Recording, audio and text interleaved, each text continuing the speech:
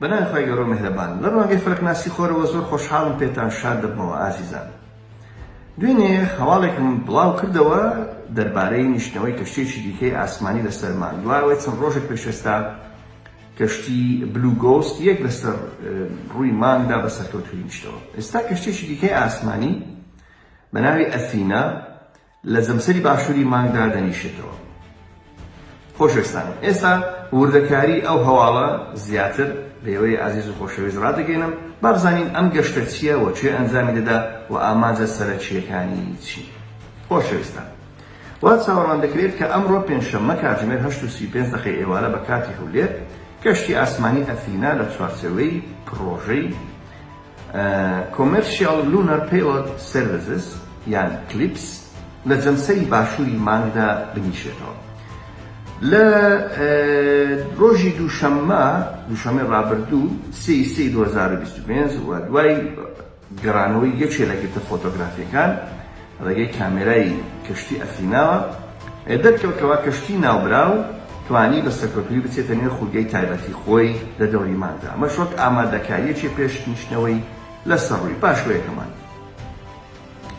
بەرنامەی خزمەتگوزاری باری بازرگانی مانگ ئەوە ناوەکەیتی کە کورتکراوەکەی کلیپسە، بەرنامەیەکی ئاژانسی ناسایە ئامانجی سەرەکی پەرەپێدانی کاری هاوبەشە لەگەڵ کۆمپانیاکانی کەتی تایبەت بۆ گواستنەوەی ئامێرە زانستیەکان و بار و کەرەستە پێداویستەکانی تر لە زەویەوە بۆ سەرڕووی مانگ. ئامانجی سەرەکی کلیپس یان پرۆژەی کلیپس پشتگیریکردنە لە پرۆژەکانی گەڕان لە نێو مانگدا بە تایبەتی لە چوارچێوەی بەرنامەی ناوبراو بە ئارتیمیس کە تایبەتە بە گەڕانەوە و نیشتنەوە و مانەوەی ئادەمیزاد لە سەر ڕووی مانگ لە سنووری ساڵی 2026دا. باشە، ئامانجی یان ئامانجەکانی ئەم ئەرکەچین: گواستنەوەی ئامێر و کەلوپەلی زانستی و تەکنەلۆژی. کۆمپانیای تایبەتی گەشتی ئاسمانی بۆ گواستنەوەی کەرەستە و پێداویستیەکان بۆ سەر ڕووی مانگ دابین دەکەن. دووەم، پشتگیری توێژینەوە و پەرەپێدان. ئەرچی پرۆژەی کلیپس یارمەتی تاقیکردنەوەی تەکنەلۆژیە نوێیەکان دەدات کە دەتوانێت لە داهاتوودا بۆ گەڕانە نێو بۆشایی ئاسمانی قوڵتردا بەسوود بن. سێەم، هاندانی هاوکاری لە نێوان هەردوو کەتی گشتی و تایبەتی لە بوارەکانی بۆشایی گەریدا. لە ڕێگەی ئەم بەرنامەیەوە ئاژانسی ناسا هانی کۆمپانیا تایبەتەکان دەدات واتە کەتی تایبەت بۆ پەرەپێدانی تەکنەلۆژیای نوێ بۆ گەڕان و لێکۆڵینەوە لە بۆشایی ئاسمان. گرنگترین ئامێر و کەلوپەلەکانی نێو ئەم ئەرکە چین؟ بەڕێزان، ئەرچی پرۆژەی کلیپس کۆمەڵێک ئامێر و کەرەستەی زۆر لە خۆ دەگرێت کە دەنێردرێنە سەر ڕووی مانگ و ئەم ئامێرانە لە نێوان تاقیکردنەوە زانستیەکان و ئامرازە تەکنۆلۆژیەکاندا جیاوازن و یعنی باوڵێی نفرە زۆرن. هەندێک لەم ئامێرانە بریتین لە ئامرازە جیۆلۆجیەکان کە ئامێری کونکردن یان دەرهێنانی نمونە لە خۆ دەگرێت. ئەمەشان بەکارێت بۆ کۆکردنەوەی نمونەیە لە ڕووی یان نمونەی خاک و خۆڵ لە ڕووی مانگەوە بۆ ئەنجامدانی لێکۆڵینەوە. هەروەها کامێرا و هەستەوەری سێڕەهەندی ئەمەیان بۆ شیکردنەوەی خاچی ڕووی مانگ لە خۆ دەگرێت. ئەمە ئامرازە جیۆلۆجیەکان بوو. پاشان ئامرازە زانستیەکانمان هەیە کە ئەمانە لە خۆ دەگرێت.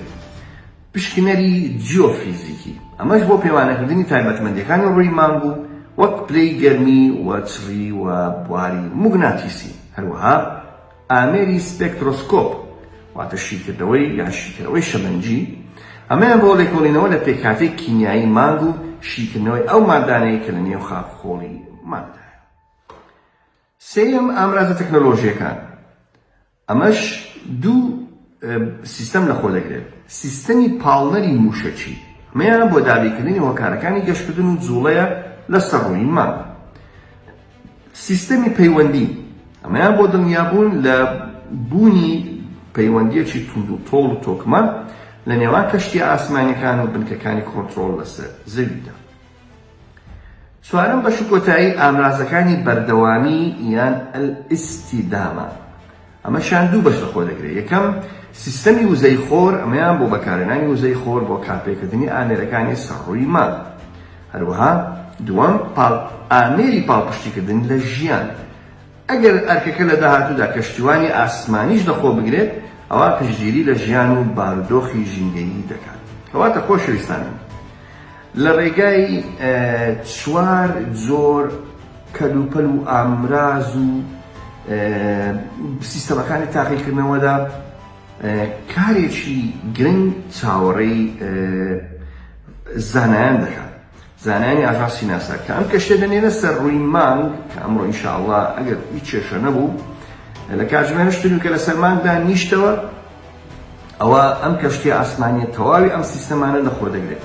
تاقیکردنەوە لەسەر تەواوی ئەم سیستەمانە ئەنجام دەدات بۆ دڵنیابوون لە کارکردنی هەر هەموو بەشەکان. بێگومان خۆشەویستانم هەر هەموو ئەو ئامێرانی کە بەکاردەهێنرێت تاقیکردنەوەی تەواو لەسەر خاچی مانگدا ئەنجام دەدەن هەموو هەدەفەکەیان لە بۆ ئەوەیە کە ئامادەکاری بکەن بۆ ناردنی مرۆڤ لە سەر مانگ لە سنووری ساڵی 2026.